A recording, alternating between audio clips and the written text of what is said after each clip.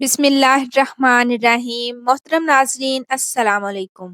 आप गिने कराची की रहायशी थी और कराची यूनिवर्सिटी की स्टूडेंट भी। यूनिवर्सिटी में उसकी मुलाकात रिजवान से हुई, जो बाद में मोहब्बत में बदल गई। रिजवान का ताल्लुक हैदराबाद से था और जब रिजवान ने अपनी बचपन की मंगेतर छोड़कर आबगीने से शादी की ख्वाहिश की, तब घर भर में भूचाल बर्पा हो गया। पर रिजवान ने भी हमेशा की तरह औलाद का आजमाया हुआ ब्लैकमेलिंग का हथियार उठाया और मरने की धमकी दी, जो कारगर साबित हुई। और यूं आबगी ने ब्याह कर हैदराबाद आ गई। एमए फिजिक्स में गोल्ड मेडल लेने वाली ससुराल आने के बाद सही मानों में चकरा कर रह गई,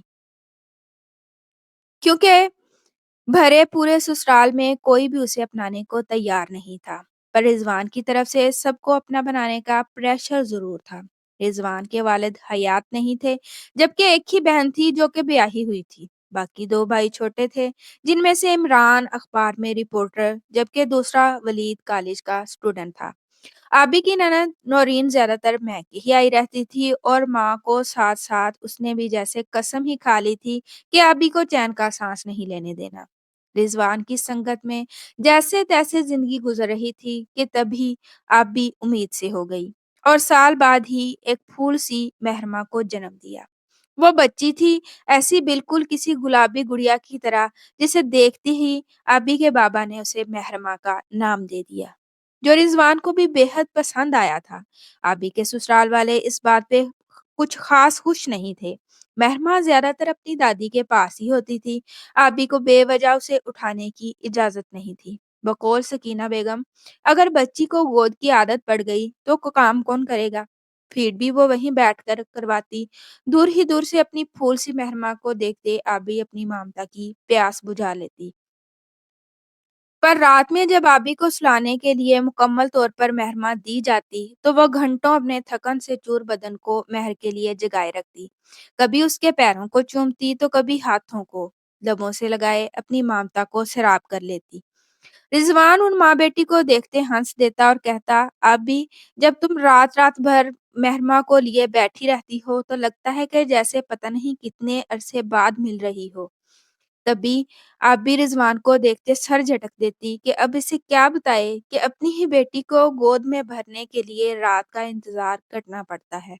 वक़्त का काम है गुज़रना और वो अपना काम बखूबी अंजाम दे रहा था। आबी को उस घर में आए 4 साल, जबकि महरमा 3 साल की हो चुकी थी। तभी एक दिन आबी ने किचन में बर्तन धोते हुए सामने महर पर निगाह की, जो अपने चाचू वलीद की गोद में बैठी कार्टून देख रही थी। पहले तो आबी ने मुस्कुराते हुए महर को देखा, फिर कोई चीज उसे बेचैन करने लगी। तभी वो काम से हाथ रोके खड़ी वलीद को देखने लगी, जो अपना हाथ महरमा के बालों में फेरता, कभी गर्दन की तरफ ले जाता तो कभी कमर पे फेरने लगता। ये देखते ही आबी के बदन में कोई बिच्छू डंक मारने लगा। तभी वो तकरीबन भागती हुई लाउंज में पहुंची तो फौरन से महर को वलीद से छीना। आबी के अचानक से यूं आ जाने पर वलीद घबरा गया था, पर फौरन ही अपनी घबराहट छुपाए हुए था। क्या हो गया भाभी, सब ठीक है ना? हाँ, वो इसे चेंज करवाना था, कहते जल्दी से आबी अपने कमरे की तरफ बढ़ गई और कमरे में आते ही चुटकुनी लगाकर, जैसे अभी भी किसी चीज का डर हो, माँ को खुद में भेंचे वो खुद को तसल्ली देने लगी थी। आप भी अब अलर्ट हो चुकी थी। वो हर वक्त महरमा को अपने साथ साथ रखने लगी थी। किचन में होती तो स्लैब पर बिठाए रखती थी। बाथरूम जाती तो कमरे का दरवाजा बंद करके पहले महर को कुछ देखकर बेड पर बिठाती और फिर बाथरूम का रुख करती। वलीद को आबी की हरकतें शक में मुब्तला कर रही थी। आबी उसे कोई भी मौका नहीं दे रही थी कि तभी एक दिन आबगी ने, ओह आबी, आबी माँ की उंगली पकड़े कमरे में दाखिल हुई। जी अम्मी, वो ये कि मेरी अलमारी ठीक कर दो, बेहाल हुई पड़ी है। पर तुम्हें इस छटांग भर की लड़की से फुर्सत हो तो कुछ करो। वैसे मैं नोट कर रही हूँ कि तुमने तो इसे बिल्कुल ही अपना दुमछल्ला ही बना लिया है। वो अम्मी, बस आजकल थोड़ा मैं इसे क्वेश्चन सिखा रही हूँ, एडमिशन करवाना है ना। एडमिशन अभी ज़मीन से निकली नहीं और एडमिशन की पड़ गई है तुम्हें। नहाने जा रही हूँ, कपड़े सही करके प्रेस कर देना। जी अम्मी, कर देती हूँ। ये लो महर, ये मोबाइल पे कार्टून देखो। आबी ने माँ को मोबाइल पकड़ाया और खुद अलमारी में मुँह घुसाए कपड़े ठीक करने लगी। अभी आधा घंटा ही गुजरा था कि आबी महर माँ को देखने के लिए पीछे मुड़ी और महर को वहां ना देखकर शन सी हो गई। पहले तो हिलने की भी सकत ना रही और फिर एकदम से बाहर की तरफ भागी। महर लाउंज में काउच पर सो रही थी और सामने ही दूसरे काउच पे ये बैठा वलीद राल टपकाती हुई नजरों से महर को घूर रहा था। उसकी नजरों में रची खबासत देखते हुए आबी की रीढ़ की हड्डी में सनसनाहट दौड़ गई थी। तभी वो चील की तरह लपकती हुई महर की तरफ पहुंची और अपनी आगोश में भरती हुई अंदर बढ़ गई। वो बहुत अजीब तरह से उसे देखता है और जिस तरह से वो उसे हाथ लगाता है, मतलब रिजवान, आप समझ रहे हैं ना? रिजवान के दांत पसीने पर आबी दहल गई थी। रिजवान को आबी ने सब कुछ बता दिया था और उस पर रिजवान ने कहा, तुम इतना बड़ा इल्जाम मेरे भाई के मुतल्लिक। रिजवान, मैंने खुद क्या खुद, हाँ, अगर कुछ ऐसा वैसा देखा है तो बताओ। चाचू है वो उसका, गोद में बिठा लिया, प्यार कर लिया।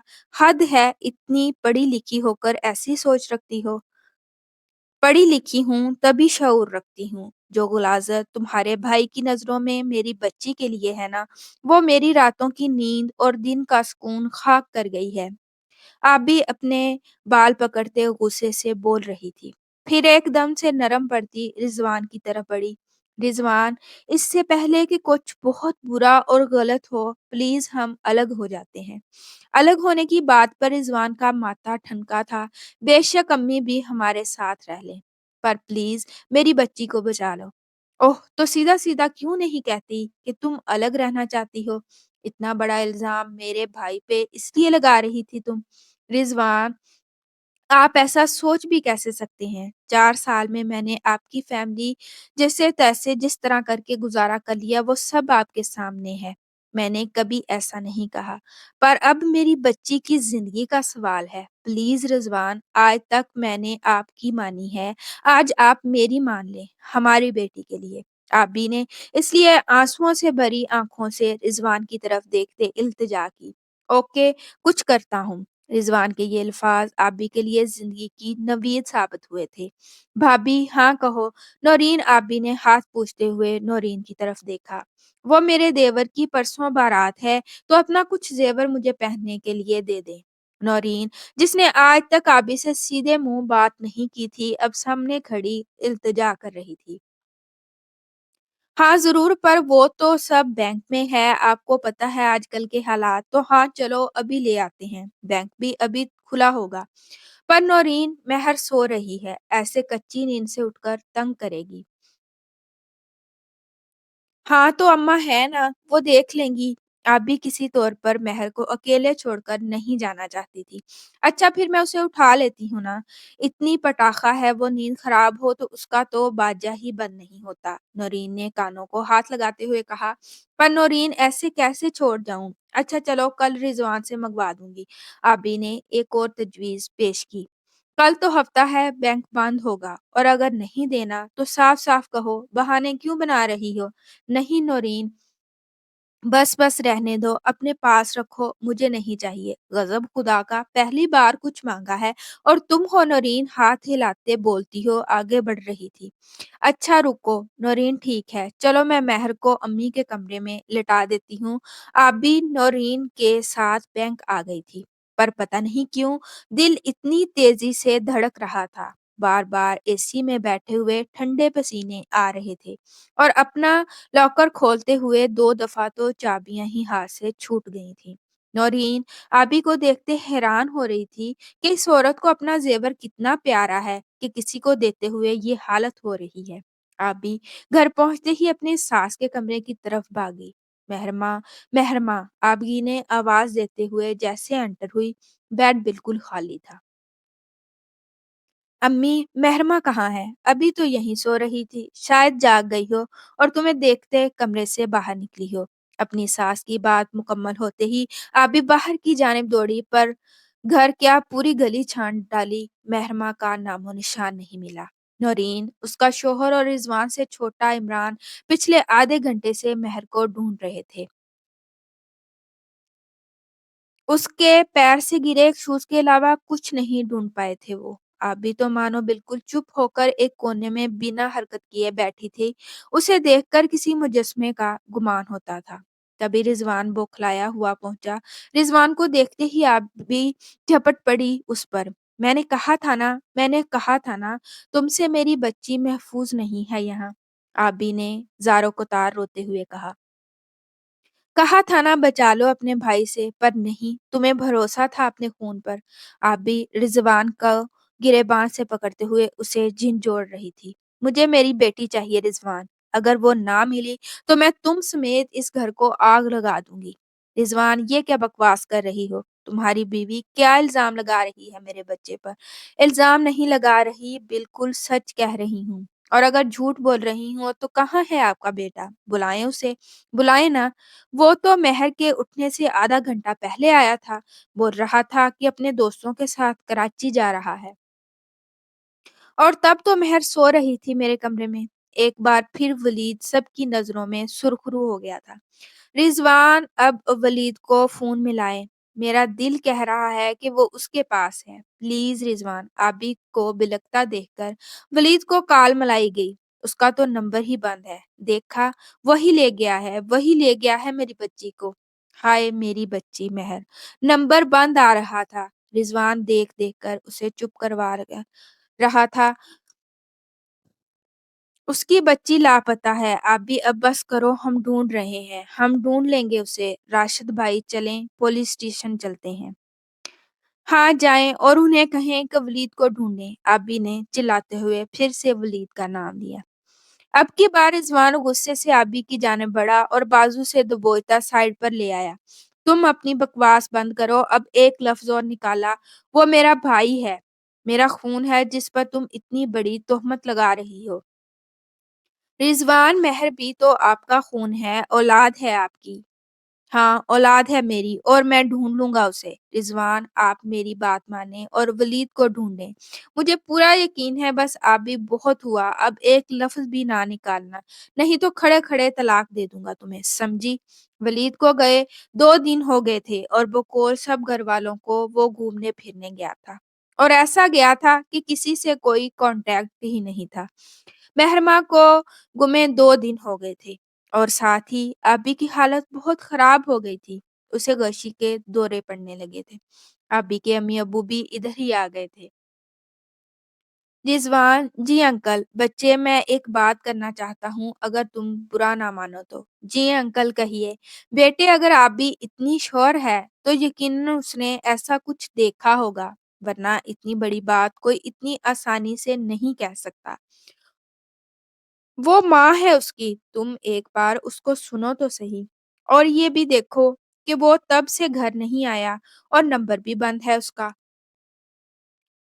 पर अंकल, वो मेरा भाई है, पूरी जिंदगी साथ रहा हूँ। उसका करैक्टर बिल्कुल साफ है। उसका तो कभी किसी लड़की से भी कोई चक्कर नहीं रहा, तो मैं कैसे मान लूं? पर बेटा, जब इंसान की आंखों में हवस की पट्टी बनती है तो वो उसे बिल्कुल अंधा कर देती है।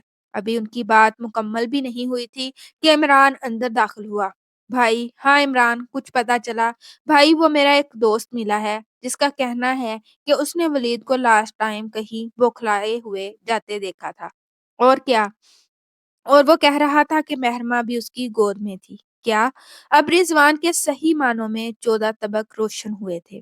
पुलिस वलीद को हर जगह ढूंढ रही थी कि तभी 5 रोज बाद महर की लाश मिली। और ये खबर आबी पे बिजली बनकर गिरी, जिसे सुनते ही वो अपने हवास खो बैठी। महर की लाश, जिसे आवारा कुत्ते भंबोड़ रहे थे, कचरा कुंडी से पुलिस को मिली। खूबसूरत सी शहजादियों जैसी महरमा की ऐसी हालत देखकर हर आंख अश्कबार थी। पोस्टमार्टम रिपोर्ट के मुताबिक ज्यादती के बाद गला घोंटकर 3 दिन कबल ही कत्ल कर दिया गया था। अभी मेरे बच्चे, फराह ने आबगीने को मुंह में नवाला डाला। चाहा अम्मी, मेरी बेटी सो रही है, ये देखें। सो रही है मेरी बेटी। अभी मेरी जान, होश करो। आबी ने मुँह पे उँगली रखते हुए कहा, "खामोश रहिए, आहिस्ता बोलें। आपको पता है वो नींद में है, जाग जाए तो बहुत रोती है और अपनी मेहर को रोता मैं नहीं देख सकती अम्मी।"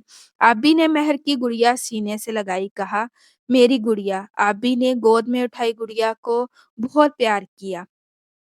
"मैं तुम्हें बचा लूँगी मेरी शहज़ादी, मैं तुम्हें सबसे छुपा लूँगी।" आबी की ऐसी हालत पर जो भी उसे देखता, अपने बहते आँसुओं को ना रोक पाता। काटूँ तो कैसे काटूँ ज़िंदगी निगोड़ी, तेरे बिना है भूखी ममता की झोली, तेरे बिना है भूखी ममता की झोली।